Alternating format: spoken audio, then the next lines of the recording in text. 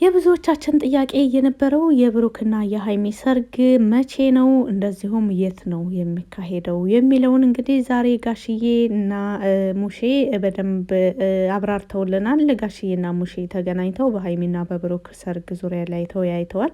ጋሽዬ በማይጠገቡ ቀልዶቹ ብዙ ቁም ነገሮችን ተናግረዋል። እንደዚሁም ሙሼ ያላትን አመለካከት በሀይሚና በብሩክ ዙሪያ ላይ ከበፊቱም ደስተኛ እንደነበረች በዚህ ነገር ላይ ደግሞ እስከ መጨረሻው በእነሱ አብሮነት ደስተኛ እንደሆነች ተናግራለች። ጋሽዬና ሙሼ በድጋሚ ረዥም እድሜ ከሙሉ ጤና ጋር እንመኝላችኋለን። በጣም ደስ የሚል ውይይት ነበረ ያደረጉት። ሰርጉ መቼ ነው፣ ሰርጉ ሴት ነው የሚለውን በአጠቃላይ ይዤላችሁ ነው የመጣሁት። በዘዌ ብሩክና ሀይሜን ለመለያየት የሚጥሩ የሚሞክሩ ሌት ከቀን የሚሰሩ ሰዎች እንዳሉ ሰምቻለሁኝ። በተለይ አሁን በቅርብ ወደ ቡታጅራ ከሄዱ ወደዚህ ብዙ ሰዎች እንግዲህ ብሩክ ቡታጅራ እንደ ዛሬ ገብቶ እንደ ነገ ነው ከሰዎች ጋር የተጣላው። ይህንን ነገር ሰምታችኋል ብዬ ተስፋ አድርጋለሁኝ። በጣም ከባድ የሆነ ጸብ ነበረ።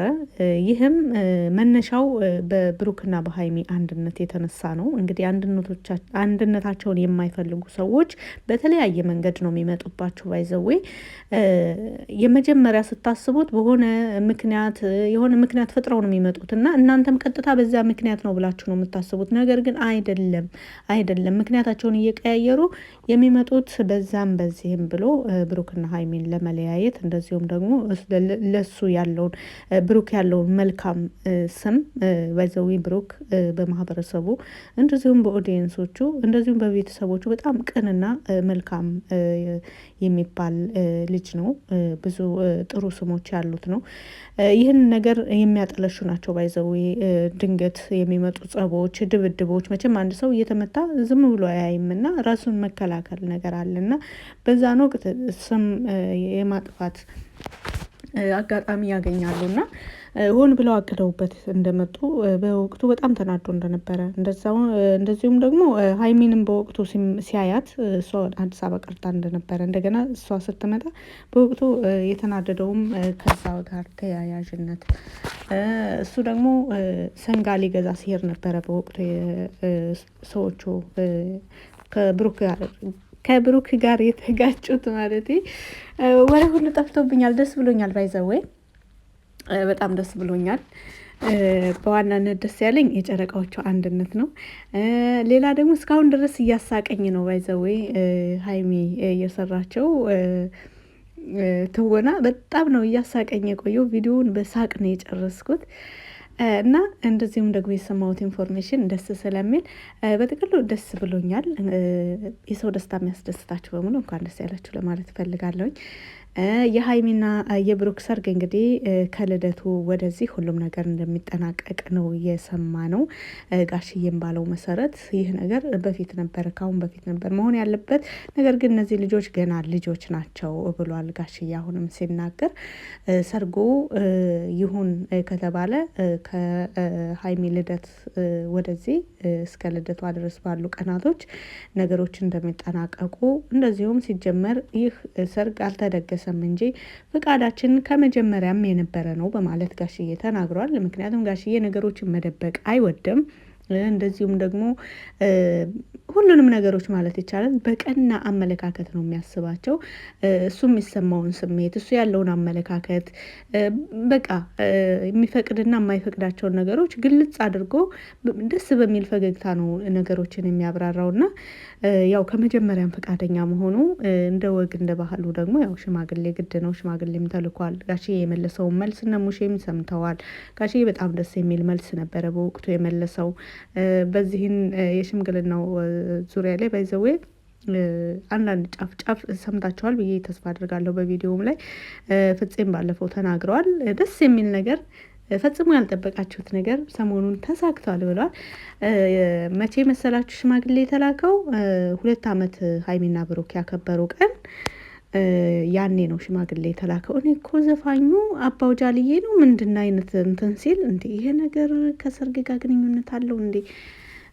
2 ዓመት ማክበራቸው እና ሙዚቃው የሰርግ ነው የሚመስለው ላለው ይለካ ሽማግሌዎቹ ደግሞ በሌላ አቅጣጫ ወደ ጋሽዬ ሄደው ነበርና በጥቅሉ ሁለት ስኬት ነው የዛን ቀን፣ ሁለት ደስታ ነበር የተከበረው በአንድ ላይ እና እኛም ደስ ብሎናል። በጥቅሉ የጨረቃዎች ደስታ፣ ጨረቃ ፋሚሊ በጣም ክብር የሚገባው ከእውቀት አንጻር ባለ እውቀት ብዙ አስተዋይ ልጆች ያሉበት እንደዚሁም ደግሞ ከምክር አንጻር ብዙ ንግግራቸው ብቁ የሆኑ ሰውን ከስህተትም ለመመለስ እንደዚሁም ደግሞ ለማበረታታትም ሆነ ከስህተት ለመገሰጽ ብዙ አስተዋይ የሆኑ ልጆች ያሉበት የተከበረ ፋሚሊ ነው። እንደዚሁም ደግሞ ጨረቃዎች ራሳቸው ሀይሚና ብሩክ የብዙ መልካም ተምሳሌት ናቸው።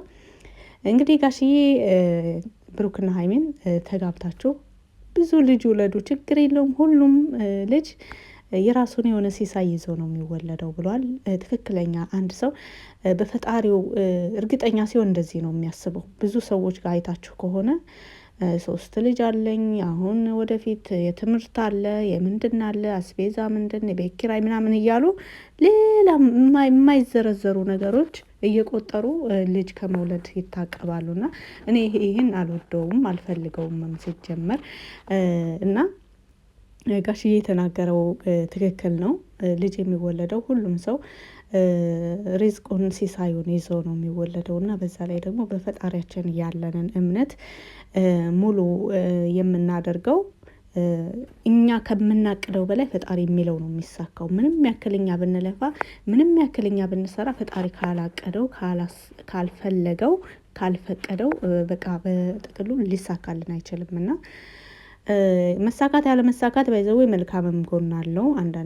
አንዳንድ ነገሮች ሳይሳኩልን ሲቀሩ ፈጣሪ ደግሞ የበለጠ ነገር አስቦልን ነው። ወይም ደግሞ ያ ነገር ቢሳካልን እንኳን የኛ መጥፊያ ሊሆን ይችላል፣ ላይጠቅመን ይችላል እና ፈጣሪ ደግሞ የኛን ጉዳት አይፈልግም። ለዛም ሊሆን ይችላል አንዳንድ ነገሮች የማይሳኩት። እንግዲህ ጋሽዬ ባለው ነገር ሁሉን ነገር ግልጽ አድርጎ ተናግሯል። ሙሼም እንደዚሁ በጋሽዬ በሁሉ ነገር ደስተኛ ናት። እንደዚሁ ግን ያው ሀይሜን በመረዳት ይመስለኛል የእዩን ጉዳይም ላይ አንስተዋል። ከአሁን በፊት ልጅቷ የእሱ ነች እያለች ነበረ። ከሰሞኑ ደግሞ ምንም ያየነው ነገር የለም። አንዳንድ ነገሮችን በራሷ እየሰራች እመን የማለት ነገር ይታይባታል። እዩና ማመን አለበት፣ ማስመርመር አልፈልግም እያለች እንደዚሁ የምትናገረውንም አይታችኋል እናንተ። ይህ ነገር ደግሞ ጋሽዬም ሆነ ሙሼ የሚቀበሉት ነገር አይደለም። እንደ መጀመሪያው ነው። እውነት ካላት ማለባበስ አይጠበቅባትም። አሁን ያውም እውነቱን ለማወቅ በጣም ቀላል የሆነ ወቅት ነው። ምክንያቱም ወልዳለች። ዲኤንኤ ምርመራ ማድረግ ይቻላል። እውነቱን ማወቅ ይቻላል። የእውነት እሷ ተበድላ ነው ወይ የሚለውንም ነገር ህዝብ ህዝብ አያጎድልም። ምክንያቱም እርግጥ ሀይሚና ብሩክን እንወዳቸዋለን እንደ ራሳችን ከራሳችንን በላይ አድርገን እንወዳቸዋለን። ይህ ማለት ግን ጥፋትም እንኳን ሆነው ጥፋትም እየሰሩ ቢሆን ኦልሬዲ በዛ ቀጥሉ እንላቸዋለን ማለት አይደለም። መውደድ በዚህም መልኩ አይደለም። ጨረቃ ፋሚሊ ፍቅሩን የሚገልጸው ውሸትን በማለባበስ አይደለም። እውነትን የሚቀበል ፋሚሊ ነው። እንደዚሁ ደግሞ ፍትሃዊ ፋሚሊ ነው። የጨረቃ ፋሚሊ አይበድላትም። እርግጠኛ ነኝ በዚህ ነገር ላይ ተመርምሮ ልጁ የእሱ እንኳን ሆኖ ቢገኝ ኦልሬዲ አያጎድልም ብዬ ነው የማስበው። እነሱም አያጎድሉም። እኛ ምናልባት የማንደራደረው በሀይሚና በብሩክ መለያየት እንጂ ልጅቷን እንዴት አድርጋ ታሳድግ፣ ወይስ ለማሳደግ የምትፈልገው ምንድን ነው፣ ወይስ እነሱ እንዲያሳድጉላት ነው የምትፈልገው? ለእነሱ የምትሰጣቸው ፈታ አድርገው ነው የሚያሳድጉላት። እና የእውነት እንኳን ሆኖ የብሩክ ቢሆን እንኳን እርግጠኛ ነኝ እንዳልሆነ ነገር ቢሆንም እንኳን አንድ ሰው ምክንያቱም በሁለቱም አቅጣጫ ማሰብ አለብን ብዬ ነው ይሄን የምላቸው። ቢሆንም ባይሆንም አንድ ነገር በቃ ሊሳካም ላይሳካም ይችላል ብላችሁ ታስባላችሁ አይደል? የሆነ እቅድ ስታቅዱ በቃ ምናልባት ቢሆንም አያጎድሉም እና መሸሽ የለባትም ብዬ ነው የማስበው። እየሸሸች ያለችው የሆነ ውሸት የዋሸችው ነገር እንዳይጋለጥ ካልሆነ በስተቀር ሌላ ምንም ምክንያት የላትም እና ምርመራው ካልተካሄደ የእዩ ጉዳይ ፈጽሞ ከአጀንዳ ውስጥ ሊገባ አይገባም። ፈልጋ ከሸፈነች ፈልጋ ልጅቷን ማስመርመር ካልፈለገች በቃ ራሷ የደበቀችው የብሩክ እንዳልሆነ ውስጧ ያውቃል። ኦልሬዲ ማንም ሰው ራሱን ስለሚያውቅ ማለት ነው። እና ውሸት ደግሞ ምንድን ነው እግሩ አጭር ነው የሚባለው አባባል አለ። እና ውሸት ምንም ያክል በዛን ወቅት እንግዲህ ታስታውላላችሁ ከዛሬ ስንት ወር በፊት ከዛሬ 3 ወር እንደዚህ አካባቢ በፊት በጣም ስትምጨረጨር ነበረ። ግዴታ ግዴታ በቃ እዚሁ ነው እዛ ነው እያለች እንትን ስትል ነበር። አሁን ግን እነሱ ራሳቸው እዛ ድረስ ሲሄዱላት ደግሞ እነሱ ጋር ከመገናኘት ታቅባለች። ይልቁንስ በስተጀርባ ብዙ ነገሮችን እየሰራች እንደሆነ የተለያዩ ፋይሎችን እያዘጋጀች እንደሆነ በቃ ራሷ እንደተበደለች አድርጋ ብዙ በቃ እንደማይጠይቃት ከወለደች ወደዚህ መቶ አይቷት እንደማያውቅ ምኔ ብሎ ሂዶ ያያታል።